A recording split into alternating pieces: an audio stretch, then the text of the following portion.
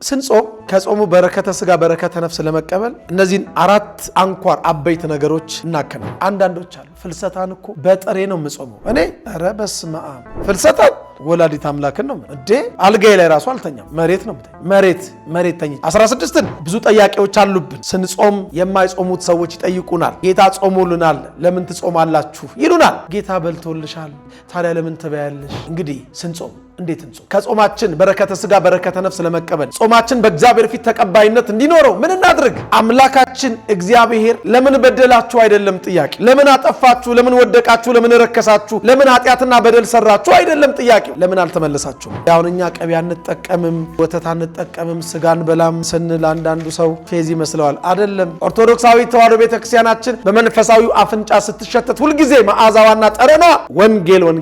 የኢትዮጵያ ኦርቶዶክሳዊ ተዋሕዶ ቤተክርስቲያን በር ላይ ነው እነዳያን ወይም የኔቢጤዎች ያሉት ወይስ የወገኖቻችን የፕሮቴስታንት ቸርች በር ላይ ነው? ግልጽ ነው አይደለም? ሂዱ ቦሌ መድኃኔዓለም በር ላይ ነው ወይስ ዩጎ ቸርች በር ላይ ነው ያለው? ለምን እዛኛው ኦልሬዲ ጸድቃችኋል ስለሚባል አይሰጡም። ንፉጋና ለካ ሐዋርያትም ይጾሙ ነበረ። የሐዋርያት ተከታይ ነን ባዮች ጾምን የምትነቅፉ የመንፈስ ቅዱስ ጸጋ እኛ ጋር ነውና ተሞሉ የምትሉ ይሰማል?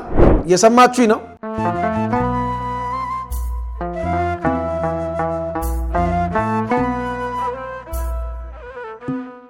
በስመ አብ ወወልድ ወመንፈስ ቅዱስ አሃዱ አምላክ አሜን። የእግዚአብሔር ልጆች የድንግል ማርያም ወዳጆች እንደምን አደራችሁ? እንደምን አረፈዳችሁ? እንዴት ዋላችሁ? እንኳን ለእመቤታችን ለቅድስት ድንግል ማርያም ለወላዲት አምላክ መታሰቢያ የፍልሰታ ጾም በሰላም በጤና ደረሳችሁ። እንግዲህ ተጀመረ። መምህር ሲሳይ አዳነ ሚዲያና ጾመ ፍልሰታ እኩል በአንድ ቀን ተጀመረ። እንደ እግዚአብሔር አምላክ ቅዱስ ፈቃድ ሚዲያችንን ጀምረናል። እግዚአብሔር አምላካችን በሃይማኖታችን ያጽናን፣ በምግባራችን ያቅናን፣ ቅድስት ቤተክርስቲያናችን እንድናገለግል መንፈሳዊ ኃይል ያስታጥቀን። አሜን።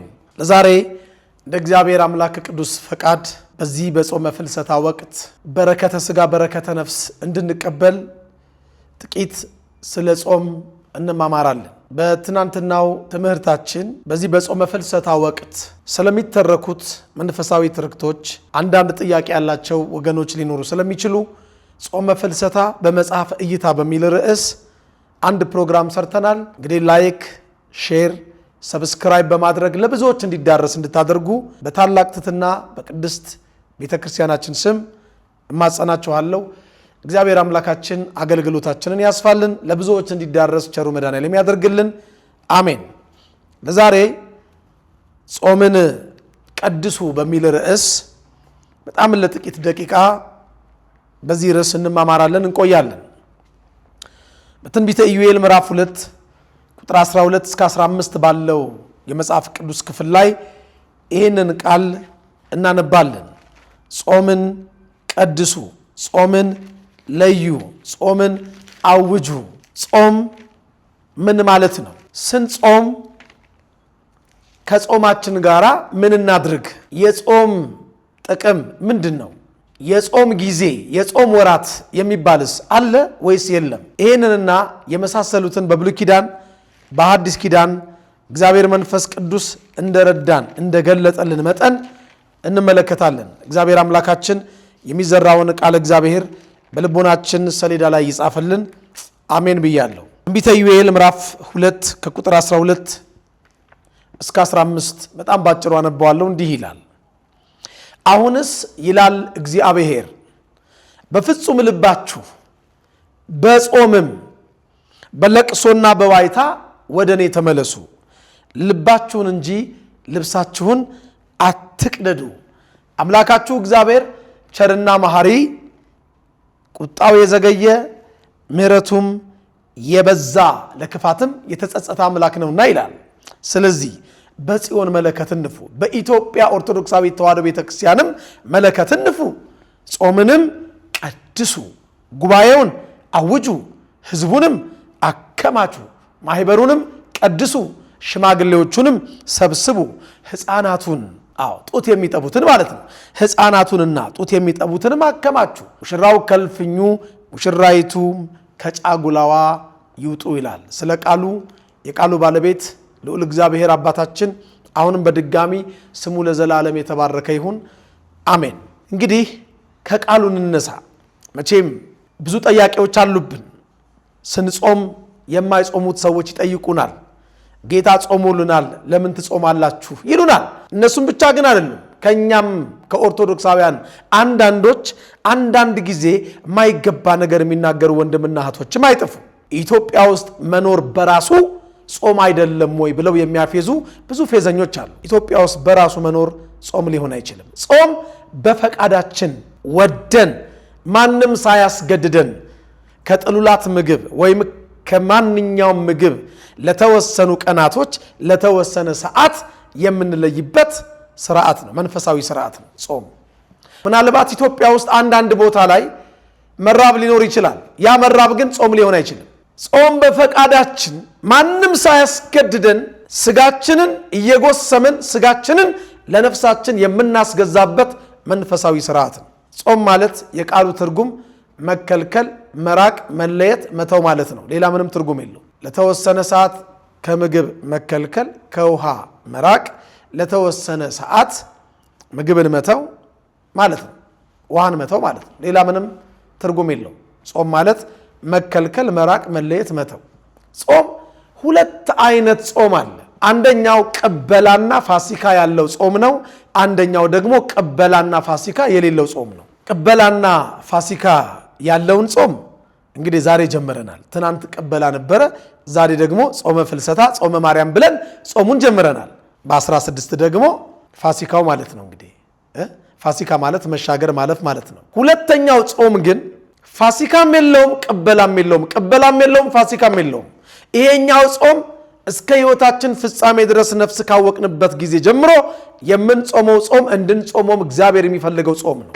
ይኸውም ከኃጢአትና ከበደል ነው። ጾም ማለት መከልከል፣ መራቅ፣ መለየት፣ መተው ነው እንዳልነው ሁሉ ኃጢአትን መተው፣ ከኃጢአት መለየት፣ ከኃጢአት መራቅ፣ ከኃጢአትና ከበደል ስራ፣ ከርኩሰት ስራ መከልከል ማለት ነው። የዚህኛው ጾም ቅበላውም ፋሲካውም የለውም።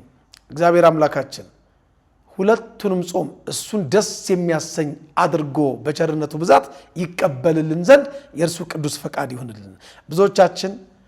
ብዙዎቻችን ቅበላና ፋሲካ ከሌለው ጾም ገድፈናል። ግድ የለም፣ ብንረክስም በንስሐ እንቀደሳለን፣ ብንወድቅም በንስሐ እንነሳለን፣ ብንርቅም በንስሐ እንቀርባለን። እግዚአብሔር አምላካችን ወድቆ ከመቅረት ረክሶ ከመቅረት እኔንም እናንተን የሚሰውረን በወፍራሙ አሜን በሉልኝ። አሜን። የወደቁ አይነሱምን? የሳቱስ አይመለሱምን? ይላል እግዚአብሔር ቃል። ኑ ወደ እግዚአብሔር እንመለስ፣ እርሱ ሰብሮናል፣ እርሱ ይጠግነናል፣ እርሱ መጥቶናል፣ እርሱ ይፈውሰናል ተብሎም ተጽፏል። ንስሐ ባትገቡ ሁላችሁ ትጠፋላችሁ ተብሎም ተጽፏል። ስለዚህ ቅበላና ፋሲካ የሌለውን የኃጢአትና የበደል ጾም ምንም እንኳን ስጋ ስለለበስን ሁላችንም ብንገድፍ፣ ብንወድቅ፣ ብንሳሳት ንስሐ እርኩሱን ቅዱስ ታደርጋለች። ንስሐ ኃጥኡን ጻድቅ ታደርጋለች። በንስሐ ተመልሰን ከአምላካችን ከእግዚአብሔር ጋር አንድ እንሆናለን። የወደቁ ይነሳሉ፣ የሳቱም ይመለሳሉ፣ የረከሱም ይቀደሳሉ። እግዚአብሔር እንደወደቀን አያስቀረን። አሜን። ምናልባት አንዳንድ ሰዎች ያው የበሰበሰ ዝናብ አይፈራም ብለው በኃጢአት ላይ ኃጢአት፣ በበደል ላይ በደል በመደረብ ከእግዚአብሔር እጅግ ብዙ ኪሎ ሜትር የራቁ ሰዎች አሉ። ግድ የላችሁ፣ ኃጢአታችን እንደ ደም ቢቀላ እንደ ባዘቶ የሚጠራ አምላክና አባት እግዚአብሔር አለ። አምላካችን እግዚአብሔር ለምን በደላችሁ አይደለም ጥያቄ፣ ለምን አጠፋችሁ፣ ለምን ወደቃችሁ፣ ለምን ረከሳችሁ፣ ለምን ኃጢአትና በደል ሰራችሁ አይደለም ጥያቄው፣ ለምን አልተመለሳችሁም ነው። ሁልጊዜ የእግዚአብሔር የአምላካችን ጥያቄ ለምን አትመለሱም ነው። ለምን በንስሐ ተጸጽታችሁ ወደ እኔ አትቀርቡም ነው። ለዚህ ነው ትንቢተ ሆሴዕ ላይ ኑ ወደ እግዚአብሔር እንመለስ ተብሎ የተጻፈው። በትንቢተ ኢሳይያስ ምዕራፍ 1 ቁጥር 19 ላይ ኑ እንዋቀስ ይላል የሰራዊት ጌታ እግዚአብሔር። ኃጢአታችሁ እንደ ደም ብትቀላ እንደ ባዘቶ ትጠራለች፣ እንደ አለላ ብትሆን ቀለም እንደተነከረው ስንደዶ እንደ አለላ ብትሆን እንደ አመዳይ ትነጻለች። በብርድ ወቅት ላይ ሳር ላይ እንደሚንሳፈፈው በረድ ነጭ ትሆናለች። ሆሴዕ 6 ቁጥር 1 ላይ ነው ኑ ወደ እግዚአብሔር እንመለስ፣ እርሱ ሰብሮናል፣ እርሱ ይፈውሰናል፣ እርሱ መጥቶናል፣ እርሱም ይጠግነናል ተብሎ የተጻፈው። ስለዚህ ቅበላና ፋሲካ የሌለውን ጾም የገደፍን ብዙዎች ስለሆንን በንስሐ እንመለሳለን። እግዚአብሔር አምላካችን እድሜ ለንስሐ ዘመን ለፍስሐ ለእኔም ለእናንተም ያድለን፣ አሜን። እንግዲህ ጾም ማለት ይሄ ከሆነ ስንጾም ምን እናድርግ? የጾም መስራች እግዚአብሔር ነው። በነገራችን ላይ ጾምን የሰራልን አምላካችን እግዚአብሔር ነው። የመጀመሪያዎቹም ጾም ጿሚዎች አዳምና ሔዋን ናቸው። በገነት ሁሉን እንዲበሉ ነገር ግን ዕፀ በለስን እንዲከለከሉ፣ ከዕፀ በለስ እንዲርቁ፣ ከዕፀ በለስ እንዲለዩ፣ ዕፀ በለስን እንዲተዉ አምላካችን ትእዛዝ ሰጥቷቸዋል። ነገር ግን አዳምና ሔዋን ለ7 ዓመት ለ1 ወር ከ17 ቀን ብቻ ጾሙን ሳይገድፉ ማለት ነው። ከዛ በኋላ ጾም ገደፉ 7 ዓመት ከ1 ወር ከ17 ቀን በኋላ። ምናልባት ይህን 7 ዓመት ከ1 ወር ከ17 ቀን የሚለውን በመጽሐፈ ኩፋሌ ምዕራፍ 4 ቁጥር 9 ጀምሮ መመልከት ይቻላል። መጽሐፈ ኩፋሌ ምዕራፍ 4 ቁጥር 9 ጀምሮ ላንብብላችሁ እስቲ። ኩፋሌ ማለት ከ5ቱ ብሔረ ኦሪት መጻሕፍት የተውጣጣ የተከፈለ ማለት ነው። ከኦሪት ዘፍጥረት፣ ከኦሪት ዘጸአት፣ ከኦሪት ዘሁልቁ፣ ከኦሪት ዘሌዋውያን፣ ከኦሪት ዘዳግም የተውጣጣ የመጽሐፍ ቅዱስ ክፍል ማለት ነው። ከ81 የመጽሐፍ ቅዱስ ክፍላችን ውስጥ እናገኘዋለን። አዳምና ሔዋን በገነት ምን ያህል ቀን ጾሙን እንደጾሙ መጽሐፈ ኩፋሌ ምዕራፍ 4 ከቁጥር 8 ጀምሮ እስከ ቁጥር 18 ተመልከቱት። ኃይለ ቃሉን ቁጥር 17 ላይ አነባዋለሁ። እንዲህ ይላል። ቁጥር 16 ላይ ፍሬውንም ለቅሞ ይበላ ነበረ፣ በልቶም የተረፈውን ለሚስቱም ያኖር ነበር ይላል። በዚያም ጠንቅቆ ቆጥሮ የፈጸማቸው 7ቱ ዘመን ባለቀ ጊዜ ይላል 7 ዓመት 2ኛ ወር በባተ 2ኛ ወር በገባ 1ኛ ወር አልፎ በ17ኛው ቀን በምድር ላይ የሚሄድ እባብ ወደ ሔዋን ቀረበ ይላል። ከዚህ በኋላ ጾም ገደፉ። አትንኩ የተባሉትን ነኩ፣ አትቅጠፉ የተባሉትን ቀጠፉ፣ አትብሉ የተባሉትን ቀጥፈው በሉ። በሞተ ስጋ ላይ ሞተ ነፍስ ተፈረደባቸው። ሁለቱም ጆሮቻችን ጥግብ እስኪሉ ከልጅነታችን ጀምሮ የሰማነው ታሪክ ስለሆነ እዚህ ላይ ጊዜ አላባክንም። በአዲስ ኪዳንም ጾምን የሰራልን አምላካችን ጌታችን መድኃኒታችን ኢየሱስ ክርስቶስ ነው። ከተጠመቀ በኋላ በማየ ዮርዳኖስ በእደ ዮሐንስ ሳይውል ሳያድር ከቆመ ሳይቀመጥ ከዘረጋ ሳያጥፍ ወደ ገዳመ ቆሮንቶስ ገባ። 40 ቀንና 40 ሌሊት ጾመ ጸለየ ይላል። በአዲስ ኪዳንም ጾምን ጀምሮ ጾምን ባርኮ የሰጠን አምላካችን እግዚአብሔር ነው። በቃል ጾምን አዘዘን። ስትጾሙ እንደ ግብዞች አትጠውልጉ አለ። በተግባር 40 ቀንና 40 ሌሊት ጾመ። ጥሩ። እንግዲህ ስንጾም እንዴት እንጾም? ከጾማችን በረከተ ስጋ በረከተ ነፍስ ለመቀበል ጾማችን በእግዚአብሔር ፊት ተቀባይነት እንዲኖረው ምን እናድርግ? ዓይናችን ይጾም ክፉ ከማየት፣ ጆሮአችን ይጾም ክፉ ከመስማት፣ አንደበታችን ይጾም ክፉ ከመናገር፣ እጃችን ይጾም ከመስረቅ፣ እግራችን ወደ ክፉ ከመሮጥ ይጾም፣ ሰውነታችን በሙሉ ይጾም። እግዚአብሔር አምላካችን ከአናት ጠጉራችን እስከ እግር ጥፍራችን ያሉት ብልቶቻችን እሱን ደስ የሚያሰኙ እንዲሆኑ እግዚአብሔር ይርዳን። ሁለተኛ ስንጾም ከጾማችን ጋር ለተወሰነ ሰዓት ለተወሰነ ቀን ከምግብና ከውሃ እንከለከላለን። ከጥሉላት ምግቦች እንከለከላለን። ምናልባት ከእንስሳትና ከእንስሳት ተዋጽኦ ምግብ ስንከለከል አንዳንዶች ያው ጆሮአቸውን የሚያሳክካቸው አሉ። ለምን ይላሉ? ነቢየ እግዚአብሔር ቅዱስ ዳዊት ጉልበቶቼ በጾም ደከሙ አለ፣ ስጋዬም ቅቤ በማጣት ከሳ አለ። ስጋዬ ምን በማጣት ቅቤ። አሁን እኛ ቅቤ አንጠቀምም፣ ወተት አንጠቀምም፣ ስጋን በላም ምናምን ስንል አንዳንዱ ሰው ፌዝ ይመስለዋል። አይደለም። ኦርቶዶክሳዊ ተዋሕዶ ቤተክርስቲያናችን በመንፈሳዊው አፍንጫ ስትሸተት ሁልጊዜ መዓዛዋና ጠረኗ ወንጌል ነው። ላንብበው። መዝሙር 108 በቅንፍ 109 ቁጥር 24 ጉልበቶቼ በጾም ደከሙ አለ፣ ስጋዬም ቅቤ በማጣት ከሳ ይላል። እነ ዳንኤል ማለፊያ እንጀራ እንኳን አልበላንም ይላሉ። 3ቱን ሱባኤ ሲጾሙ ከእንስሳትና ከእንስሳት ተዋጽኦ እንከለከላለን ለተወሰነ ሰዓት ለተወሰነ ቀን። በነገራችን ላይ ብዙ ጊዜ አንድ ጉንጭ አልፋ ክርክር አለ። አሳ በጾም ወቅት ይበላል አይበላም? ሁሌ በቃ በየዓመቱ መምህር አቤት ሰላምነ እግዚአብሔር ይመስገን ደህና። አንድ ጥያቄ ነበረኝ፣ እንደው ይቅርታ ካላስቸገርኩ ማውራት ይችላል? ችግር የለውም ጠይቀኝ። አሳ በጾም ይበላል አይበላም? ሁል ጊዜ አድሮ ቃሪያ ከርሞ ጥጃ ውሃ ቢወቅቱ ትንቦጫለች እናቴ። እንቀር እንለወጥ እንጂ አሳ መደቡ ከእንስሳት ነው ወይስ ከእጽዋት ነው? ከእጽዋት ከሆነ ብሉ፣ ከእንስሳት ከሆነ ደግሞ አትብሉ። ምንም ክርክር አያስፈልገውም። ፍትሐ ነገሥት አንቀጽ 15 ቁጥር 516 እንዲህ ይላል። አረ ምንም እዛ ውስጥ አትሂዱ። ዘንበላሳ ይላል። ምን አትሂዱ። አይበላም። በቃ መጾም ከፈለጋችሁ አይበላም። አይ ካላችሁ አሳ አይደለም አሳማ ከነነፍሱ ብሉ። ምንም እግዚአብሔር እንደዚህ ዓለም መንግስታት በጠመንጃ ፈሙዝ እያስገደደ ፈቃዱን የሚፈጽምና የሚያስፈጽም አምላክ አይደለም። እሳትና ውሃ አቅርቤልሃለሁ እጅህን ወደ ፈለከው ክተት የሚል አምላክ ነው። ቤተክርስቲያን የእግዚአብሔር ወኪል ናት። አሳ በጾም አይበላም አለቻችሁ። ከዚህ በኋላ ይሄን ጥያቄ እንደው በቸሩ መድኃኔዓለም ስም ይዣችኋለሁ፣ ደውላችሁ እንዳትጠይቁኝ። በተለይ እኔን ስለሰለቸኝ ማለት ነው። በየዓመቱ ነውር ነው። በቃ የእንስሳትና የእንስሳት ተዋጽኦ የሆነ ሁሉ አይበላም በጾም አከተመ። ጥሩ። ስንጾም ከጾሙ በረከተ ስጋ በረከተ ነፍስ ለመቀበል እነዚህን 4 አንኳር አበይት ነገሮች እናከናውን። አንደኛ ከጾማችን ጋራ ጸሎት። ስንጸልይ እንደ አቅማችን እንጸልይ። ዘወትር ጸሎት ሊሆን ይችላል፣ የዕለቱን ውዳሴ ማርያም ሊሆን ይችላል፣ አንቀጸ ብርሃን ሊሆን ይችላል፣ መዝሙረ ዳዊት ሊሆን ይችላል፣ የግል ጸሎታችን ያን ደቂቃ አባታችን ሊሆን ይችላል።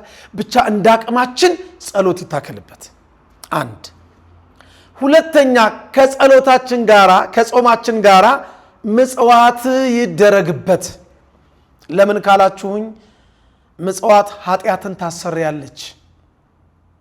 በተነ ለምስኪኖች ሰጠ፣ ጽድቁ ለዘላለም ዓለም ይኖራል ተብሎ ተጽፏል። ሁለተኛ ቆሮንቶስ ምዕራፍ 9 ቁጥር 9 ለድሃ ቸርነት የሚያደርግ ለእግዚአብሔር ያበድረዋል፣ በጎነቱንም መልሶ እግዚአብሔር ይከፍለዋል ተብሎም ተጽፏል። ለድሃ ቸርነት እናድርግ። የቁርሳችንን ለድሃ ቸርነት በማድረግ እናድርግ። ምሳሌ 19 ቁጥር 17 ነው። ለድሃ ቸርነት የሚያደርግ ለእግዚአብሔር ያበድራል፣ በጎነቱን መልሶ ይከፍለዋል።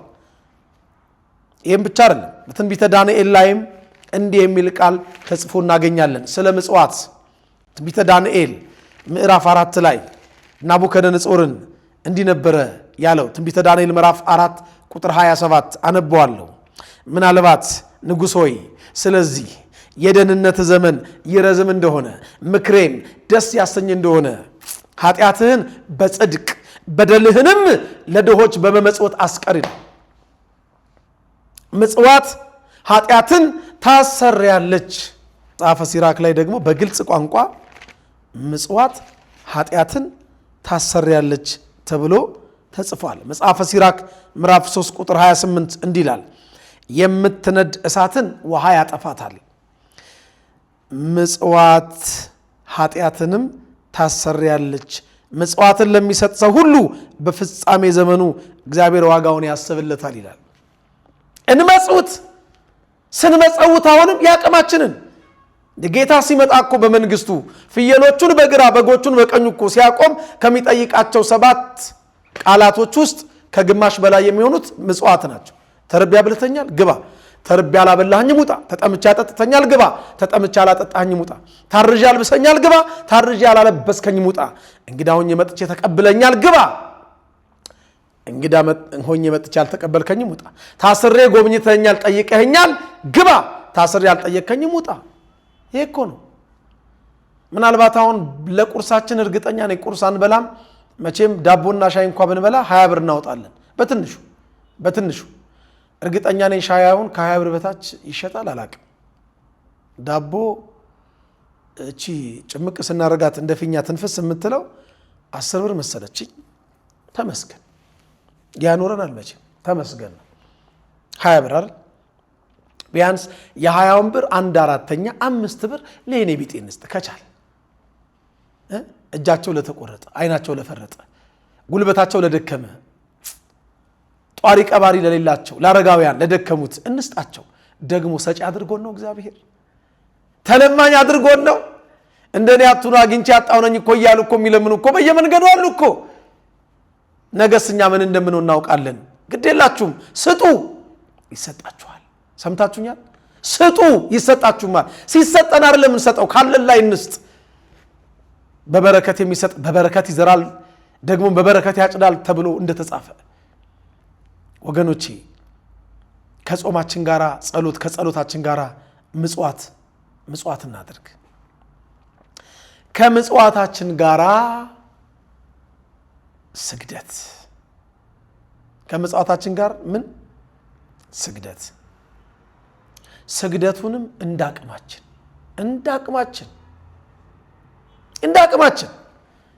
11 ሚሆን 12 7 ሚሆን 14 41 ሚሆን 100 እንዳቅማችን እንስገድ። በቤተ ክርስቲያናችን ከግዝት በዓላት ምናልባት ይሄን ታውቃላችሁ ብዙዎቻችሁ ከ12 ከ21 ከ29 ከሰንበት ውጪና ከበዓለ 50 ውጪ ከዓመት በዓላት ውጪ ይሰገዳል። መስገድ አለብን። በተለይቶቻችን መስገድ አለብን። እንዳቅማችን መስገድ። ቤታችንን ብንሰግድ እግዚአብሔር ይቀበለዋል። ወደ ቤተ መቅደሱ ሄደን ብንሰግድ እግዚአብሔር ይቀበለዋል። ወንድሞቻችን የሌላ እምነት ተከታይ ወገኖቻችን በቀን 5 ጊዜ የሶላት ጊዜ ያላቸው፣ እኛ ግን በአመት 5 ቀን ከአምስቱም ቀን አንዱን ቀን ዕለት ዓርብ ብቻ ነው ብዙዎቻችን የምንሰግደው። እስቲ የስግደት ልምምድ ይኑረን። ስግደት መገዛት ማለት እኮ ለእግዚአብሔር መገዛታችንን የምናመለክትበት አንዱ መንፈሳዊ ስርዓታችን ነው። ስግደት መስገድ አለብን።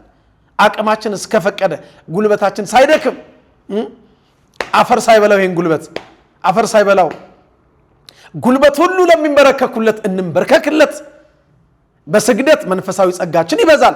በስግደት ኃጢአታችን እንደ ጉም ይተናል። በስግደት አጋንንት ከኛ ይርቃሉ። በስግደት እግዚአብሔር ወደኛ ይቀርባል። ወደ እግዚአብሔር ቅረቡ ወደ እናንተ ይቀርባል። ሰይጣንን ወይም ዲያብሎስን ግን ተቃውሙት ከእናንተ ይሸሻል ተብሏል በያዕቆብ መልእክት ምዕራፍ 4 ላይ።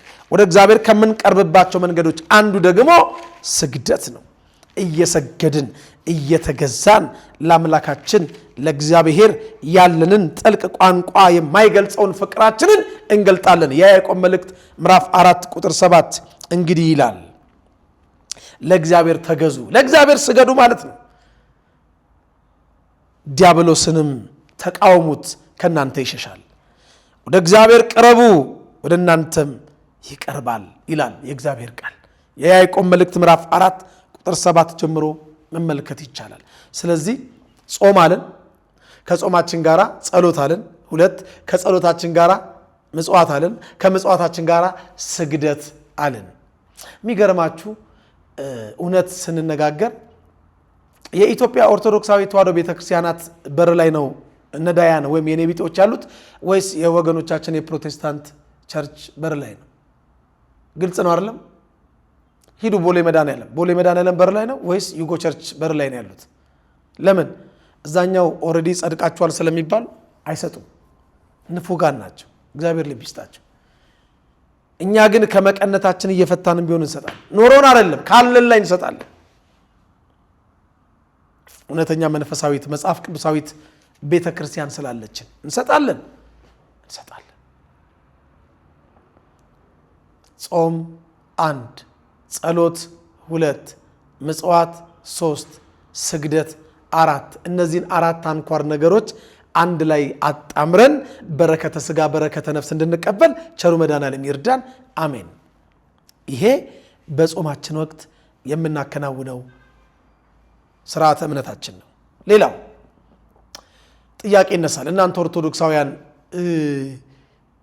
የነቢያት ጾም፣ የሐዋርያት ጾም፣ ጾመ ኢየሱስ፣ ጾመ ሁዳዴ፣ ጾመ ነነዌ፣ ጾመ ድህነት፣ ጾመ ፍልሰታ እያላችሁ ምንድነው አዋጅ እያወጃችሁ? ወደ ርዕሳችን ልመልሳችሁ። አዋጅ እያወጅን እንጾማለን። ጾምን ቀድሱ ጉባኤውንም አውጁ ይላል። ይሄን ብቻ አይደለም። በመጽሐፍ ቅዱስ ላይ የጾም ቀን የጾም ወራት የሚባልስ አለ የለም? አለ። ትንቢተ ኤርምያስ ምዕራፍ 36 ቁጥር 6 አንብቡት። አንዳንዴ መጻሕፍትንና የእግዚአብሔርን ኃይል የማያውቁ ሰዎች ዝም ብለው ይተቹናል። በቃ ዝም ብለው አፋቸው እንዳመጣላቸው አፋቸውን የሚከፍቱብን አንዳንድ ክፍታፎች አሉ። ቤተክርስቲያን ላይ ጣታቸውን የሚቀስሩ ምላሳቸውን የሚያስረዝሙ ማይገባ ነገር የሚናገሩ። እባካችሁ ማውራት ካለባችሁ መጀመሪያ ቤተክርስቲያንን እወቋት። መጽሐፍ ቅዱሳዊት ናት። ደግሞ እኮ የሚጾሙት ሰዎች እኮ ቢነቅፉን ጥሩ፣ የማይጾሙት ሰዎች እኮ ናቸው ክርስቲያን ነን ብለው የማይጾሙ ሰዎች። ጌታ ጾሞልኛል ስለዚህ እኔ ለምን እጾማለሁ? አረ ጌታ በልቶልሻል ታዲያ ለምን ትበያለሽ? ወይ መድኃኒዓለም። አንተ ግን ሂድ ኤርምያስ 36 ቁጥር 6 ከአፌ የጻፍከውን የእግዚአብሔር ቃል በጾም ቀን በእግዚአብሔር ቤት በሕዝቡ ጆሮ አንብበው ይላል። በጾም ቀን አለ። ይሄን ስንል ይሄ እኮ ብሉይ ኪዳን ነው አላችሁን አይደል? ኧረ አዲስ ኪዳን ላይ ላሳያችሁ። የጾም ወራት የሚባል የጾም ወቅት የጾም ወራት የሐዋርያት ሥራ ምዕራፍ 27 ቁጥር 9 ላይ ብዙ ጊዜ ካለፈም በኋላ የጾም ወራት አሁን አልፎ ስለነበረ ይላል በመርከብ ለመሄድ አሁን የሚያስፈራ ነበር ይላል። የጾም ወራት አሁን አልፎ ስለነበረ ይላል። ለካ ሐዋርያትም ይጾሙ ነበረ። የሐዋርያት ተከታይ ነን ባዮች፣ ጾምን የምትነቅፉ የመንፈስ ቅዱስ ጸጋ እኛ ጋር ነውና ተሞሉ የምትሉ ይሰማል። የሰማችሁኝ ነው? እስቲ የሐዋርያት ሥራ ምዕራፍ 13 ቁጥር 2 ላንብብላችሁ። ዓለም ላይ ወንጌል እንዲስፋፋ ያደረጉት ቅዱሳን ሐዋርያት ጸጋ መንፈስ ቅዱስ የበዛላቸው የነፍሳቸው ለስጋቸው የስጋቸው ለለበሱት ልብስ ለያዙት ጭራ ለሚቆሙበት መቋሚያ ለረገጡት አፈር የተረፈላቸው ሐዋርያት እንኳን ይጾሙ ነበረ ጸጋ መንፈስ ቅዱስን ሲሰጡ። እስቲ ላንብበው። እነዚህም ጌታን ሲያመልኩና ሲጾሙ መንፈስ ቅዱስ በርናባስንና ሳውልን ለጠራኋቸው ሥራ ለዩልኝ አለ ይላል። የት ነው የምትጾሙት እናንተ? መቼ ነው የምትጾሙት? መንቀፍ ብቻ። ጾማችንን ትነቅፋላችሁ፣ ቅዳሴያችንን ረዘመ ትላላችሁ፣ ትነቅፋላችሁ፣ ስርዓተ እምነታችንን መሰረተ እምነታችንን ትነቅፋላችሁ። እግዚአብሔር ከነቀፌታ ያውጣችሁ። በሩቅ እኮ ስለምታቋት እኮ ነው ግን የምትነቅፏት። በሩቅ ስለምታቋት። አረ በሩቅ አይደለም እናቃታለን። ዲያቆን ነበርን፣ ካህን ነበርን፣ መሪጌታ ነበርን፣ መነኩሴ ነበርን፣ ሰንበት ተማሪ ነበርን፣ ዘማሪ ነበር የሚሉ አሉ። አራት አቋት። በፊቱ ቆሜ ማገለግለው ሕያው እግዚአብሔር ምስክሬ ነው አታውቋትም። የእናንተም የግብር አባቶች አይሁዳውያን አውቀውትስ ቢሆን ኖሮ ጌታን ባልሰቀሉት ነበር ይላል። የክብርን ጌታ እነሱ ስላላወቁት፣ ልክ እንደዚሁ እናንተም ስላላወቃችኋት ነው ዛሬ ቅድስት ቤተክርስቲያናችንን ዳግም መስቀል ላይ ለመስቀል አፋችሁን የምትከፍቱባት። ግን ወንጌል የምትሸት ሃይማኖት አለችን። ወንጌል የምትሸት ስትጾሙ እኮ እንደ ግብዞች አትጠውልጉ ይላል የማቴዎስ ወንጌል ምዕራፍ 6። አዎ ይላል። ምን ማለት ነው? ምን ማለት ነው እንዴ?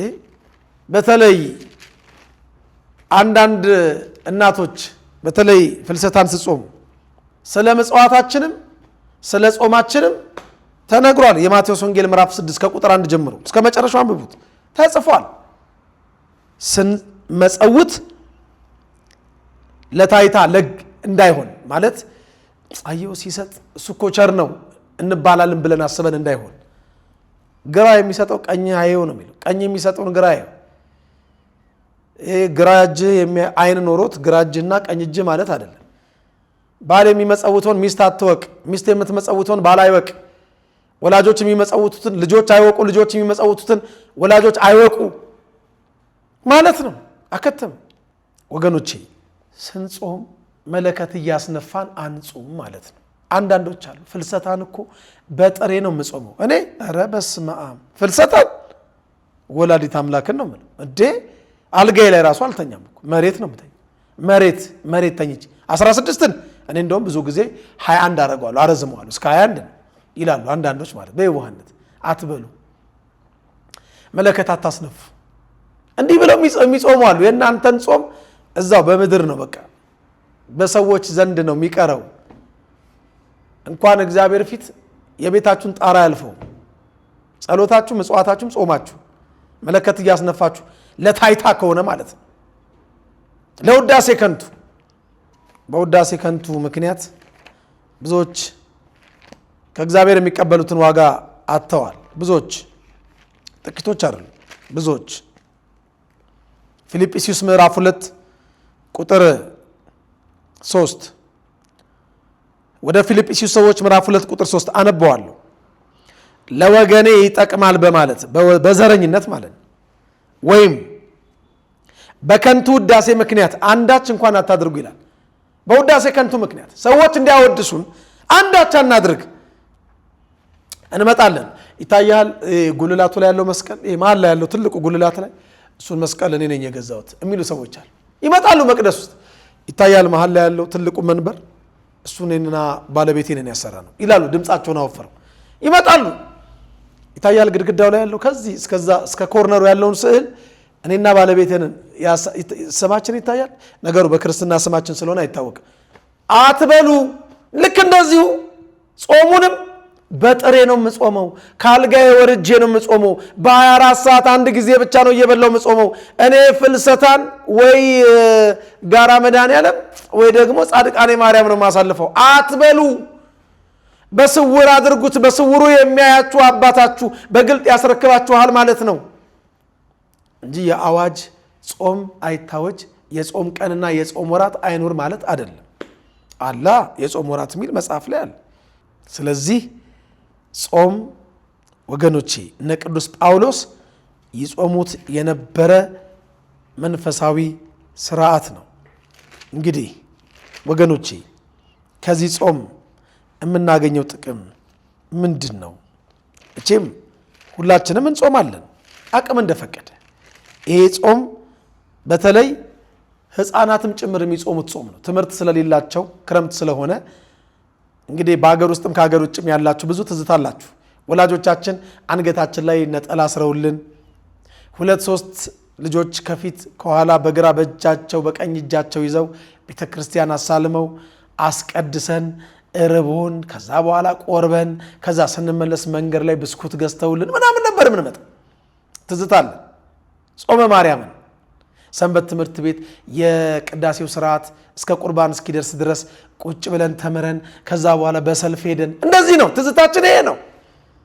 ምንድነው ታዲያ ጥቅማችን?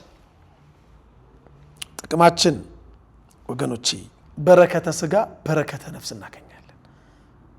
የኃጢአታችንን ስርየት እናገኛለን። እግዚአብሔር የሚደሰትበት ጾም ከሆነ በእውነት እነ ቅዱስ ጳውሎስ እኮ ብዙ ጊዜ በመጦም ነበርኩ ይላል። ሁለተኛ ቆሮንቶስ ምዕራፍ 11 ቁጥር 27 ጀምሮ ተመልከቱ። እንቅልፍ በመጣት በረሃብ በጥም ብዙ ጊዜ በመጾም በብርድና በራቁትነት ነበርኩ ይላል። ነበረ። እኛም የቅዱስ ጳውሎስ ልጆች እንጾማለን። ቤተክርስቲያን በአመት ውስጥ ወደ 8 ወር ታጾመናለች። ከምንበላበት ይልቅ የማንበላበት ቀን ይበልጣል። ታውቃላችሁ? እያረሳሳች ታጾመናለች። ለስጋም ለነፍስም ለመንፈስም ጾም ጥቅም አለው። ጥቅሙ ይሄ ነው። በቃ ለስጋም ጥቅም አለ፣ ለነፍስም ጥቅም አለው፣ ለመንፈሳችንም ጥቅም አለው። ጾም ጉዳት የለው። ጉዳቱ 0% ነው፣ ጥቅሙ 100% ነው። እዩት። የልባችሁን መሻት እግዚአብሔር ከኃጢአት በቀር እንዲፈጽምላችሁ ራሳችሁን በማዋረድ በጾምና በጸሎት በስግደትና በምጽዋት ጠይቁት፣ ደጅ ጥኑት። እግዚአብሔር ከዓይን ጥቅሻ ፍጥነት በላይ ደርሶላችሁ የልባችሁን መሻት ሊፈጽም የታመነ አምላክ ነው። እናምነዋለን። እንኳን ለምነነው ሳንለምነው የሚያስፈልገንን አውቆ የሚያደርግልን ቸር አምላክ ነው። ክብር ይግባው፣ ምስጋና ይድረሰው። ስለዚህ የእግዚአብሔር የመሆናችንን ከምናመለክትበት መንገድ አንዱ ነፍሳችን በስጋችን ሰልጥና ስጋችንን እየጎሰምን ለነፍሳችን አስገዝተን በጾም የምናከናውነው መንፈሳዊው ስርዓታችን አንዱ ነው። ጾማችንን የበረከት ጾም ያድርግልን። በጾማችን ከኃጢአት በቀር የልባችንን መሻት ይፈጽምልን። በዚህ ጾማችን ከልብ ጾመን እግዚአብሔር አምላካችን የልባችን መሻት በተለይ ሀገራችንን ኢትዮጵያን ሰላም ያድርግልን። ሃይማኖታችን ኦርቶዶክሳዊ ተዋህዶን ይጠብቅልን። በሀገር ውስጥ ከሀገር ውጭም ያላችሁት ወገኖቼ በዚህ ጾም አብዝታችሁ ኢትዮጵያን አስቧት፣ ሀገራችንን አስብልን በሉት። እመቤታችንን እባክሽ አስራት ሀገርሽን አትዘንጊ ይበሏት። ግድ የለም ስለ ድንግል ማርያም ብለህ ስማን በሉት፣ ይሰማናል። እግዚአብሔርም ጸሎታችንን ተቀብሎ መልካም ነገር ለሀገራችን፣ መልካም ነገር ለሕዝባችን፣ መልካም ነገር ለኦርቶዶክሳዊት ሃይማኖታችን እንዲያደርግልን የእርሱ ቅዱስ ፈቃድ ይሁንልን። በመጨረሻ ምስጋና አለኝ። እንግዲህ ዛሬ ተጀመረ ብለን ጀምረናል። ተጀመረ ጾመ ፍልሰታ፣ እንዲሁም ተጀመረ ሲሳይ አዳነ ሚዲያ። እግዚአብሔር አምላካችን ይህን ሚዲያ ለቤተ ክርስቲያናችን አንድ ድምፅ ሆኖ ወደፊት በተለያዩ መርሃ ግብሮች እንድንመጣ የጎደሉን ጥቂት ነገሮች አሉ። እግዚአብሔር ይመስገን ከ90% በላይ ሞልቶልናል። ጥቂት ነገሮች አሉ። ይህን ሚዲያ ማገዝ የምትፈልጉ ከስር ስልክ ቁጥራችንን እንጽፋለን። ሰብስክራይብ በማድረግ ላይክ በማድረግ ሼር በማድረግ ለሃይማኖታችን ከጎናችን እንድትቆሙ በእመቤታችን በድንግል ማርያም ስም እለምናችኋለሁ። ይሄን ሚዲያ እንደ ሚዲያ እንዲቆም ላደረጋችሁ ወገኖቼ በአገር ውስጥም ከሀገር ውጭም ያላችሁ ሁላችሁም ስማችሁን ጠርቼ ዘርዝሬ ያልጨርሰውም። እግዚአብሔር አምላካችን ዘራችሁን ይባርክልን። ለቤተ ክርስቲያናችን ሚዲያ ድምፅ እንደሆናችሁ እግዚአብሔር አምላካችን ድምፅ የሚሆንላችሁን መልአክ ይላክላችሁ። እግዚአብሔር ያክብርልኝ። ወስብሐት ለእግዚአብሔር ወለወላዲቱ ድንግል ወለመስቀሉ ክቡር። ይቆየን። አሜን።